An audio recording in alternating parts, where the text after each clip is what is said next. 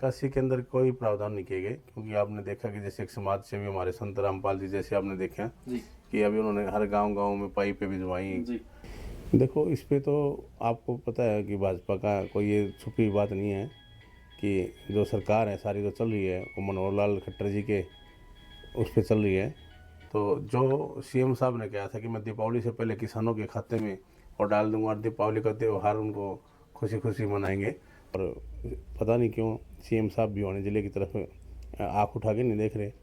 या तो यहाँ के नुमाइंदे हैं, जो चाहे भिवानी से नुमाइंदा लगाओ चाहे यहाँ से नुमाइंदा लगाओ, कि या तो इनमें बोलने की क्षमता नहीं है या फिर सीएम साहब ने यहाँ से मुंह फेर रखे हैं।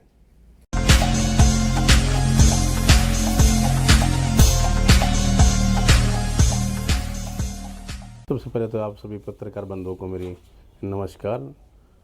और जो आज विपक्ष को आप एक निष्पक्ष होकर जो कवरेज कर रहे हो बिना आप किसी दबाव के, और उसके लिए आप बधाई के पात्र हैं। और जैसा कि आपको पता है कि बवानी खेड़ा का ना बड़ा पानी का जो मुद्दा था वो एक आम गरीब आदमी के नुकसान की बात थी। आपको पता है गांव के जितने भी बाहर के जो लोग हैं चारों तरफ होते हैं, किसी भी गांव में उठा के देख लेना, बाहरी जितने भी होंगे वहाँ गरीब लोगों के बस्ते मिलेंगे आपको। तो एक तो उन गरीबों का ना घर की इतनी अव्यवस्था हो गई है, टूट फूट, और उसमें फिर उसके बाद जो ज़मींदार था उसमें आज ये हालात हैं कि जो फसल पिछली तो ख़राब हुई और अब ये जो उसके साथ साथ गेहूँ की भी नहीं बीज पाएंगे।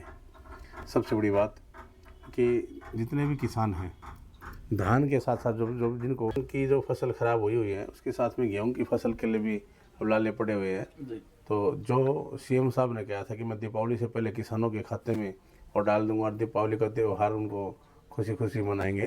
तो मैं सीएम साहब से एक बात कहना चाहता हूँ कि सीएम साहब जो वादा किया था आप किसानों का निभाइए। और दीपावली तो चली गई है, चलो अब दीपावली के बाद भी अगर आप हफ्ते 10 दिन तक भी दे दें तो भी किसान ये मानेंगे कि हमारी दीपावली सुखमय रही। उमेश भारद्वाज जी, आपका हल्का लगातार सरकार के साथ चलता है।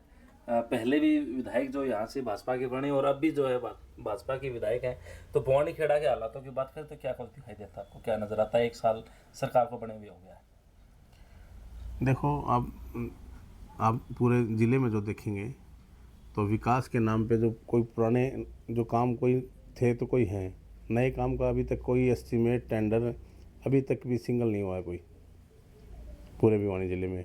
और पता नहीं क्यों सीएम साहब भिवानी ज़िले की तरफ आँख उठा के नहीं देख रहे। या तो यहाँ के नुमाइंदे हैं, जो चाहे भिवानी से नुमाइंदा लगाओ चाहे यहाँ से नुमाइंदा लगाओ, कि या तो इनमें बोलने की क्षमता नहीं है या फिर सीएम साहब ने यहाँ से मुंह फेर रखे हैं। सीएम साहब के ऊपर भी लगातार एक कटाक्ष किया जाता है, भाई डमी सीएम है, और सीएम साहब ने जवाब भी दिया कि भाई मैं डमी सीएम नहीं हूँ। तो इस पर आपका क्या कहना है? देखो, इस पे तो आपको पता है कि भाजपा का कोई ये छुपी बात नहीं है कि जो सरकार है सारी जो चल रही है वो मनोहर लाल खट्टर जी के उस पर चल रही है। ये तो एक आम बात चली हुई है। निकासी के अंदर कोई प्रावधान नहीं किए गए, क्योंकि आपने देखा कि जैसे एक समाज सेवी हमारे संत रामपाल जी जैसे आपने देखा कि अभी उन्होंने हर गांव में पाइपें भिजवाई, पानी को निकलवाया और किया। तो वो तो एक छोटे से अंग है सरकार के सामने।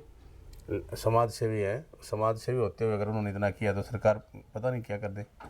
अगर सरकार की नीति ठीक होती तो ये सारा ही 4 दिन का मामला था पानी निकलने का बवानी खेड़ा शहर का और आसपास का।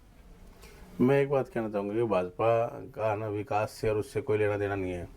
उनको एक जातिवादी का एक सिस्टम करना होता है, माइंड क्रैश करना होता है, लोगों का माइंड डाइवर्ट करना होता है। उस माइंड डाइवर्ट करने में पहले हिंदू मुस्लिम का किया, ठीक है, तो उस चीज़ को बुना के उनको फ़ायदा मिला।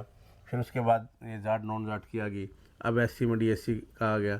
तो ये पता नहीं कहाँ तक, मुझे तो लगता है लास्ट जो स्टेज रहेगी भाई भाई में भी यूँ कर देंगे कि आपका ये विरोधी है, आपका ये विरोधी है। भाजपा कानून व्यवस्था की बात करती है भारद्वाज साहब। अगर कानून व्यवस्था होती तो आप पीछे देखो, आईपीएस थे एसवाई पुण्य जी, उसके बाद अपने ये जो दूसरे फिर एक एसआई जो जिन्होंने सुसाइड किया। तो अगर व्यवस्थाएं होती तो दो अधिकारी सुसाइड थोड़ा ही करते। मुद्दा है कि आज किसान का सरकार दावा कर रही है कि हम किसान की सभी फसलें 24 फसलें एमएसपी पे खरीदेंगे। हम हरियाणा की विभिन्न मंडियों का विजिट कर रहे हैं, लेकिन किसान की जो फसल है वो एक मंडी में भी एमएसपी पर भी नहीं बिक रही। ये सारी जो कार्य प्रणाली है, ये सारी आप सरकार की विफलताओं का है नतीजा है। कभी भी मंडियों में जब भी कोई चीज़ होती है, उसका कम से कम 1 से 1.5 महीने पहले उसका मूल्यांकन किया जाता है, एमएसपी के ऊपर भी, और भी सारा एस्टीमेट भी होता है। उसके बाद ये देखा जाता है भी इस फसल का क्या भाव रहेगा, इसका इतना न्यूनतम मूल्य बढ़ाया गया है। तो सरकार ने कोई न्यूनतम मूल्य भी नहीं बढ़ाया, ऊँट के मुँह में जीरा है जो भी किया है। चाहे आप किसी भी फसल का देख लो, आप कांग्रेस पार्टी के टाइम की देखो कि 150 रुपये ना, 300 रुपये गेहूँ में, इन में होते थे। आज कहीं 10 रुपये दे रहे हैं, कहीं 50 रुपये दे रहे हैं। तो ऊँट के मुँह में जीरा है। ये कोई व्यवस्था है ना फसल के लिए, किसान के लिए। भारतीय जनता पार्टी नहीं लगी हुई। उमेश भारद्वाज जी, सीएम सैनी साहब ने चुनाव से पहले ये घोषणा की थी कि बाजरा जो है वो 2275 रुपये बिकेगा। इसका भैया, सीएम सैनी जी ने चुनाव से पहले घोषणा की थी कि बाजरा जो है वो 2275 रुपये खरीदा जाएगा और 500 रुपये जो है उसके ऊपर बोनस दिया जाएगा। किसान को तो तकरीबन 2800 रुपये बढ़ते हैं। और अब अगर बात करें तो भाई साहब ने कि 1700-1800 बिकना रहा फिलहाल, तो क्या देखते हैं, किस प्रकार देखते हैं इस चीज़ को? मैंने आपको पहले ही बताया कि 500 और आप 400 और 300 वो तो छोड़ो, जो सरकार ने पिछली दफ़ा बगैर बढ़ाई हुई जो फसल का भाव है वो भी नहीं ले पा रही है। उससे भी वो जो कहिए उस करनी और कथनी में यही है इस सरकार में। इनको ये नहीं कि हमने क्या कहा था और हमारी वैल्यू क्या है कि आज हम ये प्रदेश में अगर सीएम हैं सैनी जी, तो उनको इस चीज़ का अपना गर्व होना चाहिए कि मैं सीएम होते हैं ना, जो जुबान की उस बात पे निभाऊं, उसको निभा नहीं पा रही। उमेश भारद्वाज जी, हम बार बार देखते हैं कि आप भी काफ़ी हाईलाइट हैं, चर्चा है आपकी भी, अलग अलग कांग्रेसी प्रोग्रामों में आप आगे दिखाई देते हैं। तो ये किस तरफ क्या इशारा है, ये क्या हम क्या माने इसको, जनता क्या समझे? ऐसा है कि देखो, जो पार्टी शीर्ष नेतृत्व का अगर कोई हमारे पर अगर भरोसा और कोई विश्वास रहा और कोई हमें मौका मिला जनता की सेवा के लिए, तो हम पार्टी के नाते हम भिवानी से सेवा करेंगे। और अगर पार्टी ने किसी और पे विश्वास जताया तो हम पार्टी के साथ हैं। जो भी साथी को टिकट मिलेगी हम उसका सहयोग करेंगे। जनता आपको देख रही है, क्या विश्वास दिलाना चाहिए कांग्रेस पार्टी के हिसाब से? मैं आपको एक बात कहना चाहता हूँ कि एक बार आप जाति पाति से अलग होके, आप पहले की सरकार में जो काम हुए हैं, किसान के लिए जो काम हुए, मजदूर के लिए, आम आदमी के लिए जो काम हुए, उनको आप एक बैठ के सोच के देखिए। आप लोगों को थोड़ा सा ठगा ठगा महसूस हो रहा है कि जो वोट जो दिया था कांग्रेस पार्टी को, वो लोगों ने जो दिया था कांग्रेस को, वो सारी पिछली चीज़ें देख के कि 2014 से पहले यानी 10 साल कांग्रेस सरकार रही, लेकिन इन्होंने मशीनों में वोट चोरी में ऐसे सिस्टम कर दिए कि रात को दिन बना दिया और लोग अपने आप को ठगा महसूस कर रहे हैं। आने वाले समय में लोग तैयार बैठे हैं, बिल्कुल ज़ोर शोर से बैठे हैं। अब की बार ऐसी नहीं होने देंगे। जो 22,000 का मत का एक डिफरेंस है सिर्फ पूरे हरियाणा में, मात्र बीजेपी पूरे हरियाणा में सिर्फ 22,000 वोटों से आगे है। अगर सभी विधानसभाओं के वोट की काउंटिंग की जाए कांग्रेस और उसकी, तो आपको पता है कि 22,000 का क्या मायने रहता है। जैसे किसी जगह तो 35 से 34 से 27 से ऐसे वोटों से जीतती है भाजपा। तो ये मशीनों में गड़बड़ का एक साफ स्पष्ट सा दिख रहा है आपको। राहुल जी ने हमारे बड़े अच्छे तरीके से सारी चीज़ें विद प्रूफ रखी गई है। तो आने वाले समय में जो जनता ने इस चुनाव में विश्वास दिलाया, तो क्या आगे भी उसी तरह से जो है विपक्ष के नाते कांग्रेस जनता की आवाज़ उठाती रहेगी?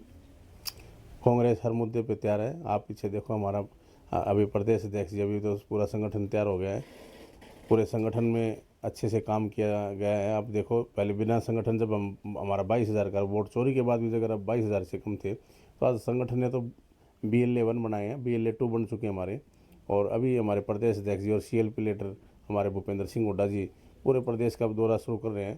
तो अब कोई समय दूर नहीं है, आप देखना एक तरफा फिर कांग्रेस की लहर रहेगी। और अभी सरकार की जो विफलता की जो चीज़ें आती हैं वो 2 से 3 साल बाद आती हैं, लेकिन ये अभी 1 साल के बाद ही जो सरकार के प्रति निराशा होती है वो 1 साल के बाद ही शुरू होगी है लोगों के अंदर। प्रदीप नरवाल जी ने कहा था कि भाई भिवानी के अंदर कुछ बड़ा करने वाले हैं, तो क्या कुछ बड़ा करने वाले हो? क्या लघु सचिवालय को घेरने की तैयारी है? हाँ, अभी जल्द ही प्रदीप नरवाल जी एक भिवानी में बड़ी जनसभा करेंगे। और आज आपने देखा होगा कि हज़ारों की भीड़ में कार्यकर्ता मीटिंग जो बुलाई गई थी वो हज़ारों की भीड़ में थी। और अब बहुत जल्द मतलब एक बड़ी रैली का रूप में करेंगे।